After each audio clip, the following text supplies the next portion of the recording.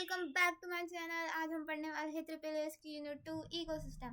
तो आज हम जानेंगे कि इकोसिस्टम क्या होता है फॉरेस्ट, डिजर्ट, ग्रासलैंड और एक्वेटिक इकोसिस्टम क्या होता है, और सब कुछ इजी वे में एग्जांपल के साथ। तो चलिए शुरू करते हैं। तो ये हमारे इकोसिस्टम से रिलेटेड कुछ प्रीवियस ईयर के क्वेश्चन हैं। आरजीपीवी के क्वेश्चन नंबर 2 है, ये हमारे 2025 के पेपर का है, कुछ 2024 के हैं, 23 के और 22 के पेपर्स के, सब मिक्सअप क्वेश्चंस है। ये मैं आप लोगों के लाई और इन्हीं से पूरा हमने टॉपिक सब कवर करे हैं। तो ये क्वेश्चन में जितने पूछे गए तो सारे टॉपिक इसमें कवर हो जाएंगे आपके पीपीटी में। तो स्टार्ट करते हैं। सबसे पहले हम समझेंगे कि इकोसिस्टम क्या होता है। भाई कॉन्सेप्ट ऑफ इकोसिस्टम क्या है। तो an ecosystem is a natural system where living organism, biotic component interact with non living component, abiotic component like air, water, soil, sunlight and nutrients। तो क्या होता है इकोसिस्टम का मतलब है जब प्लांट, एनिमल्स और इन्वायरमेंट जैसे हवा, पानी, मिट्टी साथ में मिलकर एक जगह पर रहते हैं और काम करते हैं, वही इकोसिस्टम है। ठीक है, एग्जाम्पल हो गया forest, pond, desert, grassland, ocean. ये क्या है, इकोसिस्टम ही हमारा, सब एक दूसरे पर डिपेंड है, सभी काम कर रहे हैं। हमारे आसपास जितनी भी लिविंग और नॉन लिविंग कंपोनेंट है वो क्या है, वो सब इकोसिस्टम में ही आते हैं। तो ये हमारा इकोसिस्टम हुआ। ठीक है, समझ आया इकोसिस्टम क्या होता है। ठीक है, अब नेक्स्ट है हमारा स्ट्रक्चर ऑफ इकोसिस्टम्स। अब स्ट्रक्चर कैसा होता है इकोसिस्टम का। स्ट्रक्चर इकोसिस्टम में आते हैं दो टाइप के ये कंपोनेंट, एबायोटिक कंपोनेंट और बायोटिक कंपोनेंट। एबायोटिक कंपोनेंट में आते हैं हमारे non living factors, sunlight, temperature, water, air, soil, minerals. और बायोटिक में आते हैं लिविंग ऑर्गेनिज्म, जिसमें कुछ पार्ट में डिवाइड करा गया है, प्रोड्यूसर, कंज्यूमर और डिकम्पोजर। ठीक है, तो ये हमारे स्ट्रक्चर होता है पूरे इकोसिस्टम का।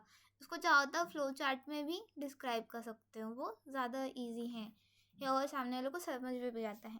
थ्योरी में तो देखो ऐसा रहता है कि आप जितना चाहें डायग्रामेटिकली उसको समझा दो, या की पॉइंट्स में समझा दो, या पॉइंट वाइज समझाओ उसको, बुलेट पॉइंट में समझा दो। मतलब अगर आप उसको सिस्टमेटिक वे में समझाओगे तो जल्दी समझते हो और मार्क्स भी अच्छे आते हैं। कोशिश करो कि डायग्राम बनाओ, जिस क्वेश्चन में आपको लग रहा है फ्लो चार्ट बनाओ, तो ज़्यादा अंडरस्टैंडिंग रहती है, चेक करने वाले को भी इजी लगता है और आपके नंबर भी इंक्रीज होते हैं। ठीक है, तो अब नेक्स्ट हम देखते हैं फंक्शंस ऑफ इकोसिस्टम क्या होता है। तो इसमें कुछ मेन फंक्शंस है, productivity, energy flow, decomposition, nutrition cycling और रेगुलेशंस। ठीक है, तो अब फंक्शंस का मतलब, फंक्शंस ऑफ इकोसिस्टम क्या है। इकोसिस्टम के मेन फंक्शन होते हैं नेचर को बैलेंस और अलाइव रखते हैं। जो नेचर को बैलेंस और अलाइव रखे, मतलब जिंदा रखे, वही क्या है, फंक्शंस है इकोसिस्टम के। प्रोडक्टिविटी सबसे पहला फंक्शन, बायोमास प्रोडक्शन। इकोसिस्टम में फूड और एनर्जी बनाने की प्रोसेस को ही प्रोडक्टिविटी कहते हैं। जैसे ग्रीन प्लांट सनलाइट की मदद से फूड बनाते हैं, इस प्रोसेस को क्या कहते हैं हम, फोटोसिंथेसिस कहते हैं। ये सब पढ़ चुके हैं हम बचपन में, बस उसी को आपको थोड़ा और डिटेल में इंजीनियरिंग वे में हमें थोड़ा देखना है। तो क्या बनाते हैं, सनलाइट की मदद से वो क्या बना रहे हैं, फूड बना रहे हैं। तो ये प्रोसेस क्या कहला रही है, फोटोसिंथेसिस प्रोसेस करा रही है। तो ये क्या है, हमारी क्या कर रहे हैं, प्रोडक्टिविटी कर रहे हैं, खुद से प्रोडक्शन कर रहे हैं, बना रहे हैं। ये प्रोसेस क्या है, ये प्रोसेस क्या है, हमारी प्रोडक्टिविटी। इसमें आती है प्रोडक्टिविटी के भी कुछ टाइप्स होते हैं, इसमें लिखा नहीं है बट मैं आपको बता देती हूँ। प्राइमरी प्रोडक्टिविटी, जो प्लांट्स के द्वारा फूड बनता है, वही हमारी प्राइमरी प्रोडक्टिविटी होती है। नेक्स्ट है हमारी उसका सेकंड टाइप है सेकेंडरी प्रोडक्टिविटी, एनिमल्स के द्वारा एनर्जी का यूज़ करना, वो हमारी सेकेंडरी प्रोडक्टिविटी में आता है। ठीक है, सेकेंड पॉइंट है इसका energy flow, transfer of energy from sun to producer to consumer. और एनर्जी का मतलब कहता है एनर्जी का ट्रांसफर एक ऑर्गेनिज्म से दूसरे ऑर्गेनिज्म तक होना, ये हमारा एनर्जी फ्लो होता है।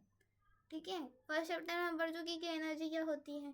तो अब हम इसमें देख रहे हैं कि एनर्जी फ्लो होता है क्या है इकोसिस्टम में। तो यही है कि एनर्जी का ट्रांसफर एक ऑर्गेनिज्म से दूसरे ऑर्गेनिज्म तक हो रहा है, वही एनर्जी का फ्लो है। ठीक है, जैसे सन से प्लांट में हो रहा है, plant through plant food produce कर रहे हैं, उसे हर्बीवरस ले रहे हैं, हर्बीवरस को कार्निवरस ले रहे हैं और कार्निवरस फिर डिकम्पोज हो रहे हैं। तो यही क्या है, ये फ्लो है एनर्जी का कि वो किस फ्लो में चल रही है। ठीक है, इम्पोर्टेंस क्या है इसकी, एनर्जी फ्लो एक ही डायरेक्शन में होता है, हर लेवल पर एनर्जी कम ज़्यादा होती है, सिर्फ 10% एनर्जी नेक्स्ट लेवल को मिलती है।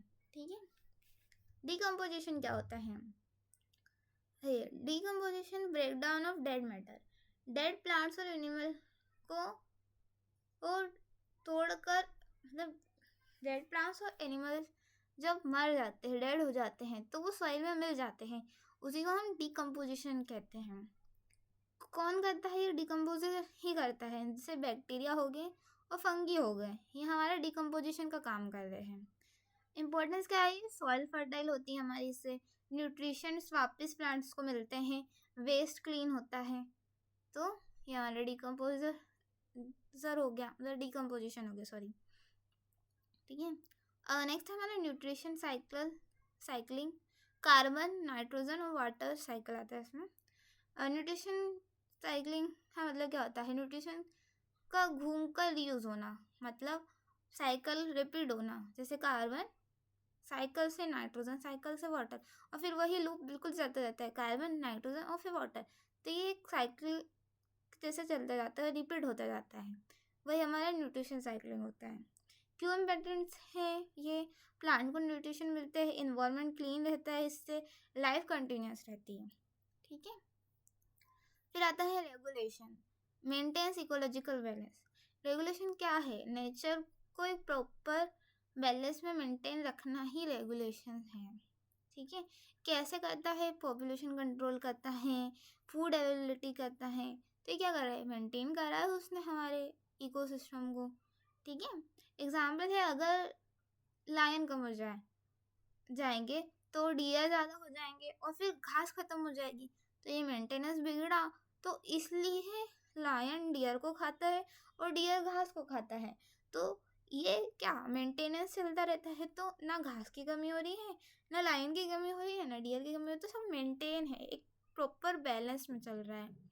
ठीक है, तो ये है हमारा फंक्शंस थे इसके इकोसिस्टम के।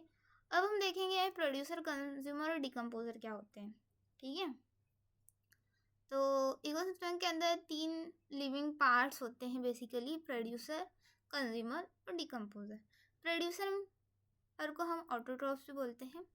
ठीक, क्या होते हैं प्रोड्यूसर, प्रोड्यूसर वो ऑर्गेनिज्म होते हैं जो अपने आप खुद खाना बनाते हैं, वो हमारे प्रोड्यूसर होते हैं। Make their own food using sunlight, perform photosynthesis, कैसे सनलाइट से वाटर, वाटर से कार्बन डाइऑक्साइड, ये क्या है, ये प्रोसेस क्या है, हमारी फोटोसिंथेसिस की प्रोसेस है, ये कैसे हो रही है, खुद से हो रही है, तो यही क्या कर रहे हैं, खुद से प्रोड्यूस करे, तो वो क्या हो गया, हमारे प्रोड्यूसर हो गए। एग्जाम्पल में आते हैं ग्रीन प्लांट्स, एल्गी और फाइटोप्लैंक्टन। ठीक है, इम्पोर्टेंस, सभी को फूड देते हैं, सभी को फूड देते हैं, प्रोवाइड करते हैं, एनर्जी का मेन सोर्स होते हैं और ऑक्सीजन रिलीज करते हैं, यही प्रोड्यूसर की इम्पोर्टेंस है हमारे। सिंपल वर्ड से समझो तो प्लांट्स खुद खाना बनाते हैं, इसलिए उन्हें प्रोड्यूसर कहते हैं। ठीक है, नेक्स्ट है कंज्यूमर, हेटेरोट्रॉप्स। क्या होते हैं, कंज्यूमर वो होते हैं जो प्लांट्स या दूसरे एनिमल को खाकर जिंदा रहते हैं, मतलब किसी और पर डिपेंड होना, डिपेंड ऑन प्रोड्यूसर और अदर कंज्यूमर। ठीक है, ये हमारे कंज्यूमर होते हैं, किसी चीज़ को कंज्यूम करे, किसी चीज़ पर डिपेंड होके, वो क्या हो गए, कंज्यूमर हो गए। सबसे फर्स्ट आता है हमारा प्राइमरी कंज्यूमर, हर्बीवरस, डियर और रैबिट। क्या होता है, सिर्फ प्लांट्स खाते हैं, डियर क्या और रैबिट क्या, प्लांट्स खा रहे हैं, तो ये क्या हो गए, हर्बीवरस हो गए। ठीक है, प्राइमरी कंज्यूमर में आ गई है। सेकेंडरी कंज्यूमर होते हैं कार्निवरस, हर्बीवरस को खाते हैं, जैसे फ्रॉग और स्नेक, हमारे कार्निवरस में आ गए। टर्शरी कंज्यूमर होते हैं जो टॉप कार्निवरस होते हैं, लायन और ईगल। ठीक है, प्लांट्स और एनिमल दोनों को खाते हैं, ओ सॉरी, ये टॉप कार्निवरस में हमारे 2 आते हैं, लायन और ईगल। ठीक है, टर्शरी कंज्यूमर में और ओमनीवरस में आते हैं। ओमनीवरस क्या है? Omnivorous eat plants and animal like human. Omnivorous होते हैं जो प्लांट्स और एनिमल दोनों को खाते हैं, ह्यूमंस और बियर्स। मतलब जो बियर होते हैं, जो भालू होते हैं, वो ह्यूमंस को भी खाते हैं, प्लांट्स को भी खाते हैं, एनिमल्स को भी खाते हैं, कभी कभी इंसानों को भी खा जाते हैं। ठीक है, तो ये हमारे ओमनीवरस हो गए। तो ये हमारे टाइप्स ऑफ कंज्यूमर हैं। मतलब अगर सीधी सीधी लैंग्वेज में समझो तो एक वेज पर्सन हो गया जो सिर्फ घास खा रहा है, एक नॉन वेज पर्सन हो गया जो सिर्फ एनिमल्स को खा रहा है, और एक टर्शरी कंज्यूमर हो गया जो टॉप के रहते हैं, जो उनको भी खाते हैं, जो कार्निवरस होते हैं। ठीक है, थोड़ा अपर लेवल का। और एक ओमनीवरस हो गया जैसे कि प्लांट्स और एनिमल और ह्यूमंस। तो ह्यूमंस क्या है? ह्यूमंस प्लांट्स भी मतलब फूड खाते हैं, जैसे हम वेजिटेबल्स खाते हैं, और कुछ नॉन वेज पर्सनस भी होते हैं जो जानवर भी खाते हैं जब। ठीक है, तो ये हमारे ओमनीवरस का टाइप है, तो दोनों ही होते हैं। ठीक है, इंपॉर्टेंस क्या है? कंज्यूमर्स की एनर्जी ट्रांसफ़र करते हैं ये। अब तुम्हें खाना मिल रहा है तो तुम्हें एनर्जी तो मिल ही रही है, तो ये एनर्जी ट्रांसफ़र कर रहे हैं एक से दूसरे में। पॉपुलेशन कंट्रोल रखते हैं, इससे कि हमारा पॉपुलेशन कंट्रोल होता है। अगर इंसान जानवर को नहीं तो जानवरों की भी पॉपुलेशन बढ़ेगी, और अगर जानवर पेड़ पौधों के नहीं तो उनकी भी पॉपुलेशन बढ़ जाएगी। तो क्या है, मेंटेन कर रहे हैं कहीं ना कहीं, ये बैलेंस कर रहे हैं हमारी, तो पॉपुलेशन भी कंट्रोल में रह रही है। ठीक है, फूड चेन कंप्लीट करते हैं। ये पूरा साइकिल या पूरी प्रोसेस किस में आती है? फूड चेन के प्रोसेस में आती है। ठीक है, अब नेक्स्ट है हमारा डीकम्पोजर। डीकम्पोजर्स क्या होते हैं? Break down dead plants and animals, return nutrition to soil. Decomposer वो ऑर्गेनिज्म होते हैं जो डेड प्लांट और एनिमल को तोड़ देते हैं। Example bacteria, fungi. फंगी में मशरूम आता है बेसिकली। काम ये है इन लोगों का कि डेड बॉडी को सॉइल में बदल देते हैं, न्यूट्रिशन वापस प्लांट को देते हैं, इन्वायरमेंट क्लीन रखते हैं। ठीक है, ये हमारे डीकम्पोजर्स होते हैं। जैसे कोई डेड लीव है, वो सॉइल और न्यूट्रिशंस में गई, और फिर उससे एक प्लांट बना। मतलब कोई पौधा मरा और फिर वो सॉइल में वापस चले गया और फिर से ही एक नया प्लांट ग्रो हुआ। तो ये हमारे डीकम्पोजर्स हो गए। ठीक है, तो हमारा पूरा था टाइप्स। ठीक है, अब हम देखेंगे एनर्जी फ्लो इन इकोसिस्टम। तो अब हम देखते हैं कि फ्लो ऑफ एनर्जी क्या होता है। तो ये अभी मैंने पहले ही बताया था कि एनर्जी का फ्लो क्या होता है? एक पर्सन से दूसरे पर्सन तक ट्रांसफ़र होना। मतलब कि सिंपली समझे कि एनर्जी का फ्लो होता है एक लिविंग ऑर्गेनिज्म दूसरे के तक ट्रांसफ़र होना ही एनर्जी का फ्लो है। जैसे सनलाइट जो होती है वो प्लांट्स तक पहुँचती है। प्लांट्स कहाँ को कौन खाता है? हर्बीवरस खाते हैं। हर्बीवरस को कौन खा रहा है? कार्निवरस खा रहा है। कार्निवरस को क्या हो रहा है? डिकम्पोज हो रहे हैं। तो ये क्या है, सब चीज़ें एक पर डिपेंड है, और सबका क्या है, ये पूरा एक एनर्जी का फ्लो चलता है। ठीक है, कि सनलाइट से फिर प्लांट से सनलाइट की एनर्जी किस में गई? प्लांट्स में गई। प्लांट्स की एनर्जी किस में गई? हर्बीवरस में गई। हर्बीवरस की एनर्जी किस में जा रही? कार्निवरस में। और फिर कार्निवरस क्या हो रहा है? डिकम्पोज हो रहे हैं, और फिर उससे वही पूरी प्रोसेस रिपीट हो रही है। तो ये हमारी एनर्जी का पूरा फ्लो है।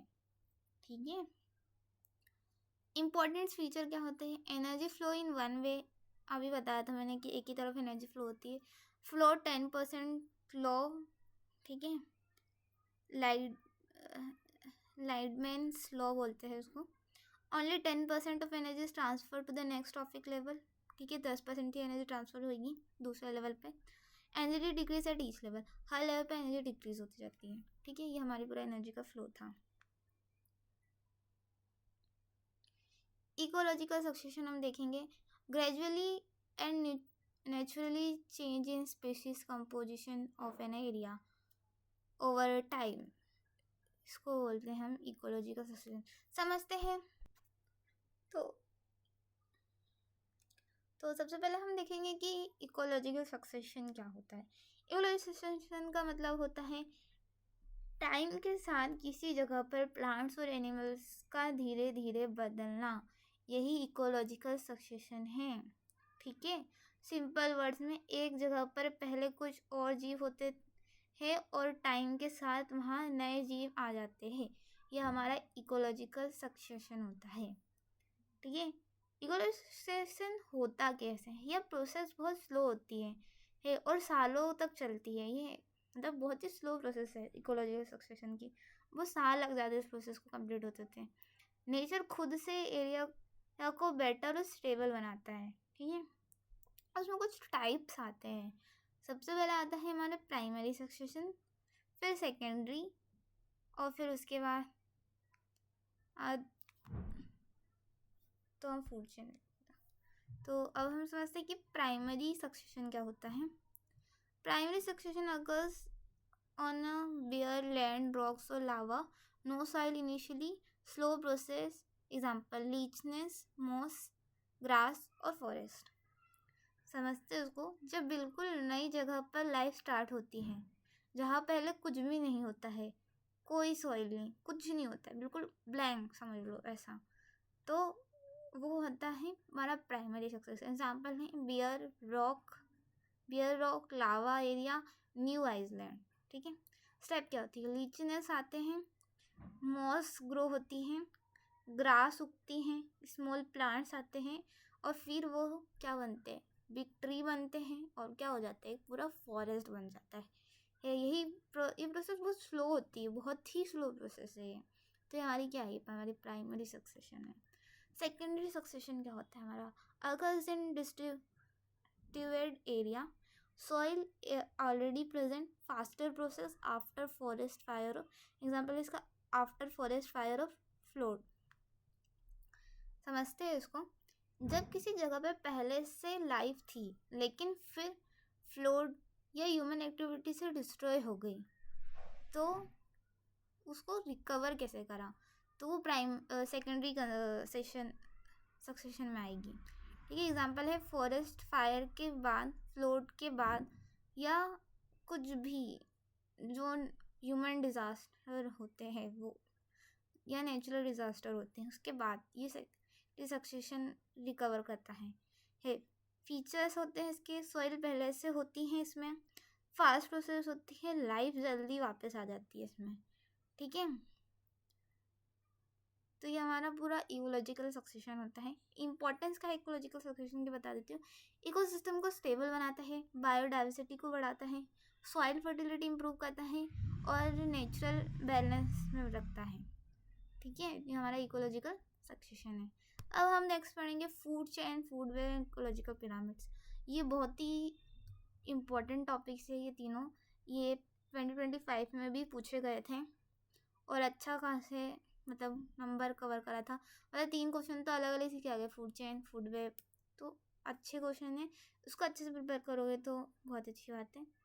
तो समझते हैं हम कि क्या क्या होता है, अच्छे से समझेंगे, डिटेल में समझेंगे। ठीक है, तो फूड चेन क्या होता है? Linear sequence of organism where one eats another. Example grass, deer और lion. Types grazing food chain और डिट्रियट्स फूड चेन। ठीक है, तो अब उसको समझते हैं। खैर अपन बचपन में पढ़ा है आप लोगों ने फूड चेन क्या होता है, सेम वही है, कुछ अलग नहीं है इसमें है। अब समझते हैं फूड चेन क्या होता है। फूड चेन इन इसका मतलब है ग्रास को डियर खाता है, डियर को लायन खाता है, एनर्जी एक से दूसरे तक जाती है। ये हमारी फूड चेन की पूरी प्रोसेस है। ठीक है, तो इसको थोड़ा डिटेल में समझते हैं। फूड चेन एक सीधी लाइन होती है जो दिखाती है कि फूड और एनर्जी एक ऑर्गेनिज्म से दूसरे तक कैसे जाती है। सिंपल वर्ड्स में बोलो तो कौन किसको खाता है, उसका ऑर्डर, यही फूड चेन है। फूड चेन का फ्लो आप डायग्राम में देख सकते हो। ग्रास प्रोड्यूसर हो गया हमारा, फिर डियर, ये ग्रास ये क्या है? हमारा प्रोड्यूसर है। डियर प्राइमरी कंज्यूमर है, ये किस मतलब, और फिर लायन सेकेंडरी कंज्यूमर है, और ये हमारा डिकम्पोजर है। तो ये क्या कर रही है? एनर्जी से दूसरे से ट्रांसफ़र हो रही है। ग्रास ने एनर्जी डियर को दी, डियर लायन को, लायन फिर डिकम्पोज हो गया। तो ये हमारा पूरा एनर्जी का फ्लो है। ठीक है, तो ये हमारा फूड चेन था। इसके दो टाइप्स होते हैं, गार्जिंग फूड चेन और डिटरेट्स फूड चेन। ये गार्जिंग फूड चेन कहते हैं, स्टार्ट विथ ग्रीन प्लांट्स। ये ग्रीन प्लांट से स्टार्ट होते हैं, जैसे ग्रास, डियर और लायन। ठीक है। Detritus food chain start with dead plants and animal. जो डेड प्लांट्स और एनिमल से स्टार्ट हो रहे हैं वही हमारे डिटरेट्स फूड चेन है। जिससे डेड लीव्स से अर्थवर्म से फिर बर्ड। ये क्या है, डिटरेट्स फूड चेन में आता है। एनर्जी ट्रांसफर इन फूड चेन। फूड चेन में एनर्जी ट्रांसफर होती कैसे है? एनर्जी का सोर्स सन होता है, सिर्फ 10% एनर्जी नेक्स्ट लेवल को मिलती है, बाकी एनर्जी ही हीट के फॉर्म में लॉस हो जाती है, इसलिए फूड चेन ज़्यादा लंबी नहीं होती है। ठीक है, ये हमारा फूड चेन है। तो ये आप सब डिफाइन कर सकते हो, और वो भी आप इसमें ये भी एक्सप्लेन कर सकते हो, ये पूरा जो हमने पढ़ा था एनर्जी फ्लो इन इकोसिस्टम, ये भी आप मतलब कर सकते हो, डिफाइन कर सकते हो फूड चेन में। ठीक है, अब हम समझेंगे कि फूड वेब क्या होता है। ठीक है, network of interconnected food chain, more stable in food chain, provide alternative food paths. Food web क्या होता है? सबसे पहले तो बहुत सारे फूड चेन का नेटवर्क जो इकोसिस्टम के अंदर कनेक्टेड होती है, वही हमारा फूड वेब है। जब एक एनिमल के पास खाने का कोई ऑप्शन ना हो, ठीक है, सिंपल वर्ड्स में बोलो तो सॉरी खाने के ऑप्शंस हो, जब एक एनिमल के पास खाने के बहुत सारे ऑप्शंस हो, वही फूड वेब है। ठीक है, तो क्या है, ये नेटवर्क हैं बहुत सारे फूड चेन का, है ना। एग्जाम्पल्स क्या क्या है फूड वेब के? जैसे कि हमारे ग्रास हैं, तो ग्रास को डियर भी खा सकता है, गोट भी खा सकता है और रैबिट भी खा सकता है। ठीक है, और डियर को लायन भी खा सकता है और टाइगर भी खा सकता है। ये क्या है, ये फूड वेब है। ठीक है, मतलब ग्रास को हिरन भी खा सकता है, बकरी भी खा सकती है, खरगोश भी खा सकता है, और डियर को लायन भी खा सकता है और टाइगर भी खा सकता है। तो इसके क्या है, एक ही पर्सन, एक खाने की एक ही चीज़ है, पर उसके पास ऑप्शन कितने हैं, वो है, यही फूड वेब में आता है। इसे एक वेब बोलते हैं, या एक जाल सा बन जाता है। ठीक है, एडवांटेज क्या क्या है फूड वेब के? ज़्यादा रियलिस्टिक हैं, इकोसिस्टम को स्टेबल बनाता है, अगर एक ऑर्गेनिज्म कम हो जाए तो दूसरा ऑप्शन होता है, पॉपुलेशन कंट्रोल में हेल्प करता है हमारा फूड वेब का एडवांटेज है हमें। Food chain versus food web में अगर मैं आपको डिफरेंस बताऊँ, तो फूड चेन बहुत ही सिंपल एंड स्ट्रेट है, फूड वेब कॉम्प्लेक्स नेटवर्क है, और फूड चेन एक ही पाथ पे होती है, पर फूड वेब के मल्टीपल पाथ्स होते हैं। फूड चेन लेस स्टेबल होती हैं और फूड वेब ज़्यादा स्टेबल होती हैं। फूड चेन थ्योरेटिकली आप देख सकते हो, और फूड वेब की प्रैक्टिकली चीज़ है। फूड चेन बेसिकली बताती है कि कौन किसको खाता है एक बिल्कुल एक सीधी लाइन में, और फूड वेब बताता है कि नेचर में सब एक दूसरे से कनेक्टेड होते हैं, यही हमारा फूड वेब है। ठीक है, तो अगर इसका एग्जांपल दें, ठीक है, सोचो अगर सिर्फ एक ही खाना हो तो प्रॉब्लम हो जाती है, पर जब ऑप्शन हो तो लाइफ इजी होती है। फूड वेब भी नेचर के लिए वही काम करता है, यही हमारा फूड वेब है।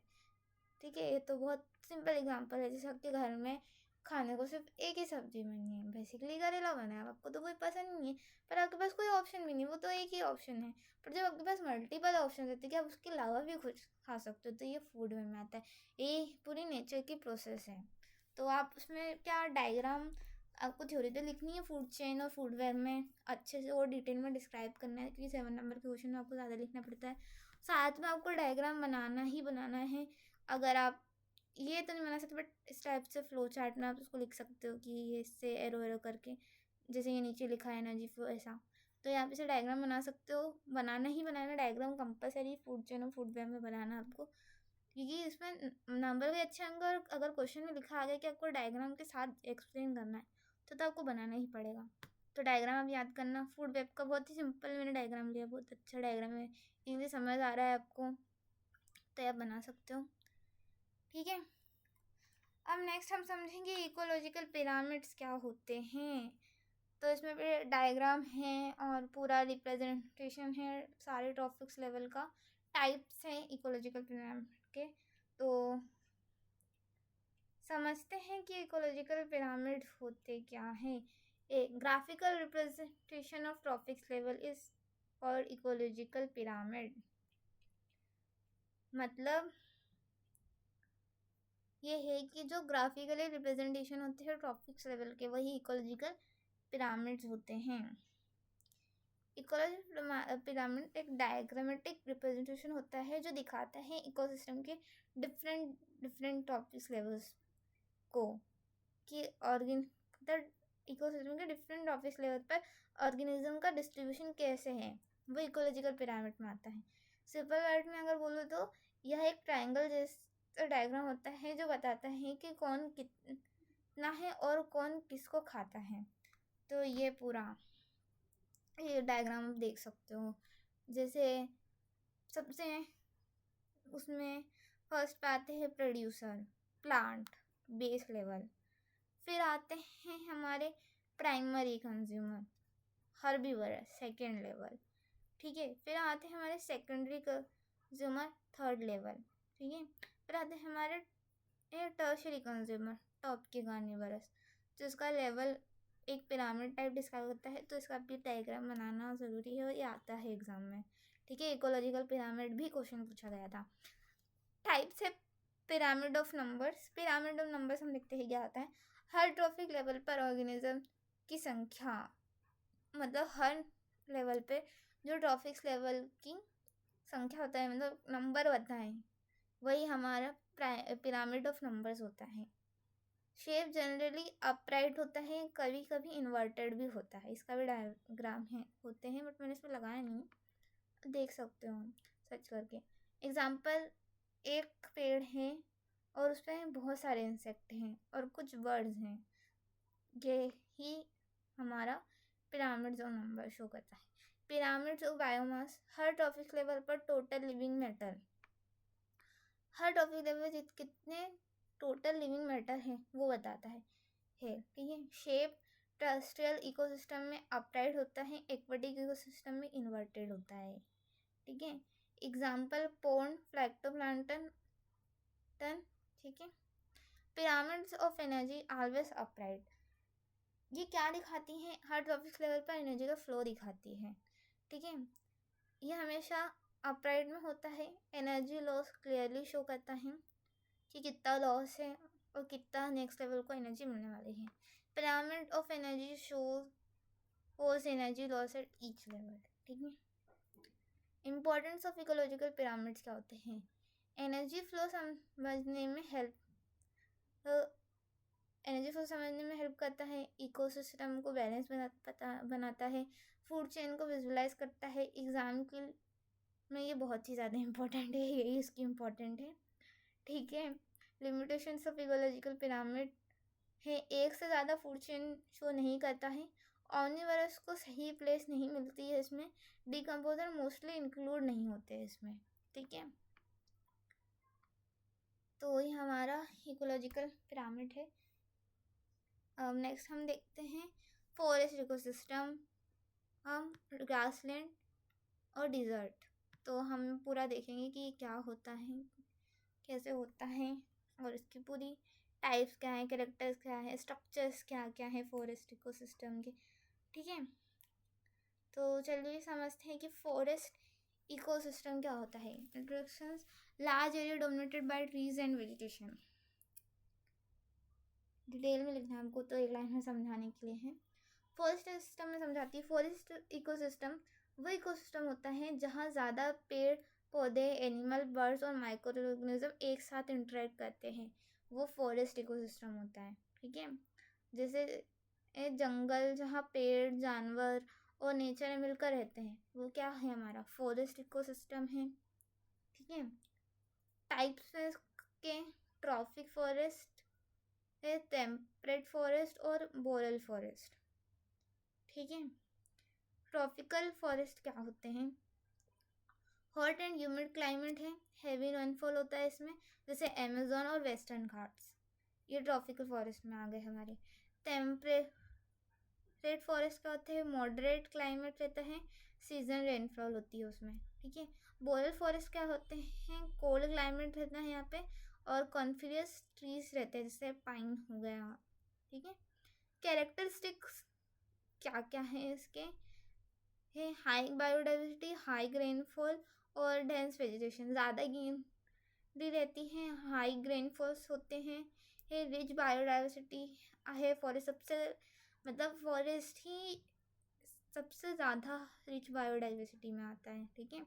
मल्टीपल लेयर्स रहती है वेजिटेशन की, क्लाइमेट रेगुलेशंस होते हैं इसमें, ठीक है। अब स्ट्रक्चर क्या क्या होते हैं? Producer, tree, shrubs, consumer, deer, insect, birds, tiger, और डिकम्पोजर, फंगी और बैक्टीरिया, ये प्रोड्यूसर्स है इसके, ठीक है। हम समझ चुके हैं प्रोड्यूसर, कंज्यूमर, डिकम्पोजर के बारे में बहुत अच्छे से, तो आप एक्सप्लेन कर सकते हो, ठीक है। फंक्शंस क्या क्या होते हैं इसके? ऑक्सीजन प्रोड्यूस करते हैं, carbon storage, climate regulation, soil conservation, carbon dioxide absorb करते हैं, क्लाइमेट कंट्रोल करते हैं, सॉइल इरोजन रोकते हैं, वाइल्ड लाइफ हैबिटेट है, वाटर साइकिल को भी मेंटेन करते हैं। इसके फंक्शंस है, आप और भी लिख सकते हो, उसमें 4 है बट और डिस्क्राइब कर सकते हो। इम्पोर्टेंस क्या है फॉरेस्ट इकोसिस्टम की? फॉरेस्ट क्या है? लिविंग है, हमारी ज़िंदगी का सबसे मेन हिस्सा, ज़िंदगी जीने का हिस्सा क्या है? फॉरेस्ट ही तो है। ह्यूमन सर्वाइव के लिए इसेंशियल है, फॉरेस्ट के बिना ह्यूमन सर्वाइव ही नहीं कर सकता, क्योंकि हमें फॉरेस्ट से सब मिल रहा है, हमें खाना मिल रहा है, पानी मिल रहा है, हमें सब चीज़ फॉरेस्ट से मिल रही है, तो ये एक सर्वाइवल है ह्यूमंस के लिए।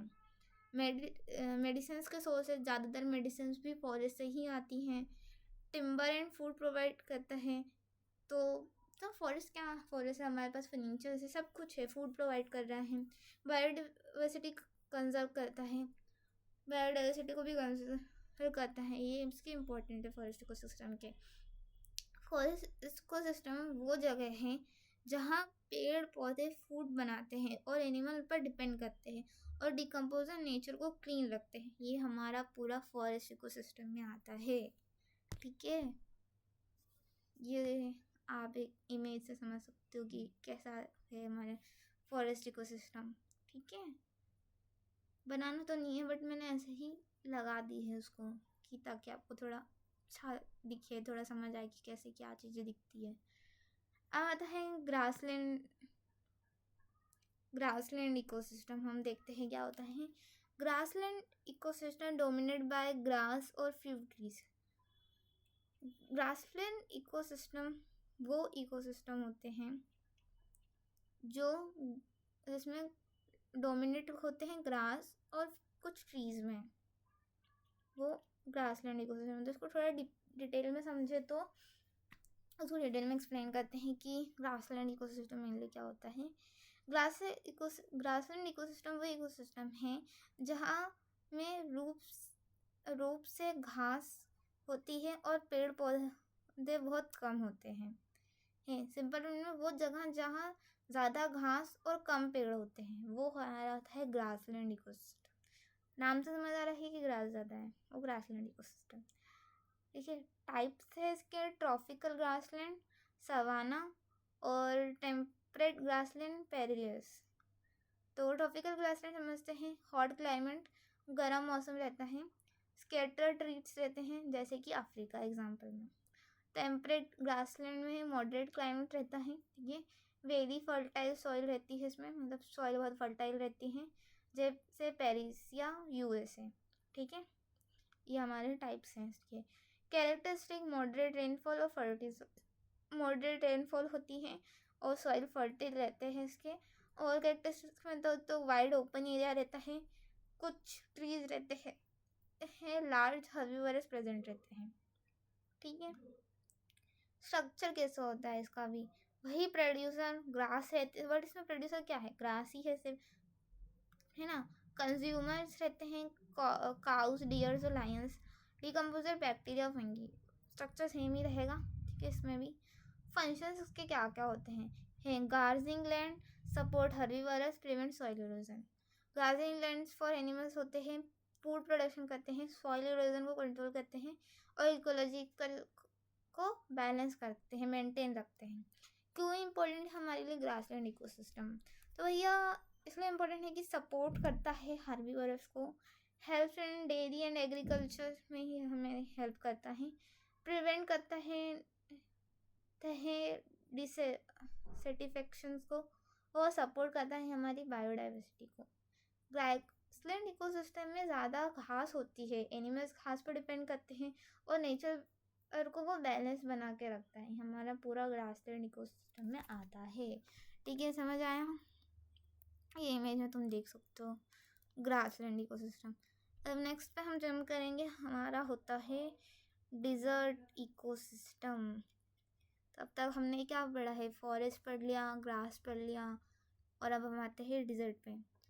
ठीक है, डिजर्ट इकोसिस्टम, लो रेनफॉल और लेस देन 25 सेंटीमीटर एनुअली।